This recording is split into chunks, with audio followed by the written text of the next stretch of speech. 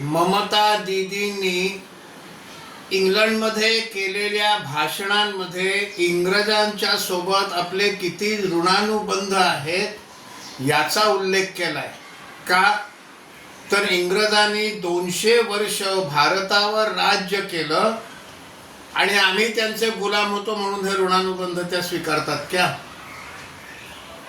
इंग्रजांनी भारताला लुटलं. ढाक्याची मलमल ही जगभर प्रसिद्ध होती. इंग्लंडच्या मँचेस्टरच्या कपड्याला त्याचं आव्हान होतं. मलमल पुढे मँचेस्टरचा कपडा टिकत नव्हता आणि म्हणून हे मलमल बनवणाऱ्या कारागिरांचे हात इंग्रजांनी कापले.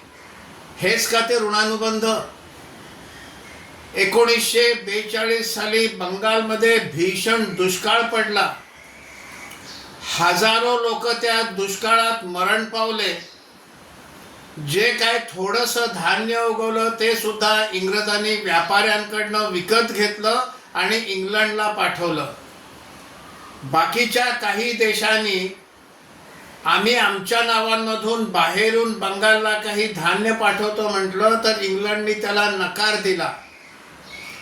थोडंफार जे धान्य उपलब्ध होतं ते देखील इंग्लंडला नेलं आणि त्याचं समर्थन करताना इंग्लंडचा तेव्हाचा पंतप्रधान चर्चिल असं म्हणतो की युद्ध सुरू आहे आणि इंग्लिश नागरिकाच्या जेवणाच्या टेबलावर अन्नाचा तुटवडा मला असायला नकोय. भारतीयांचं काय व्हायचं ते होऊन द्या.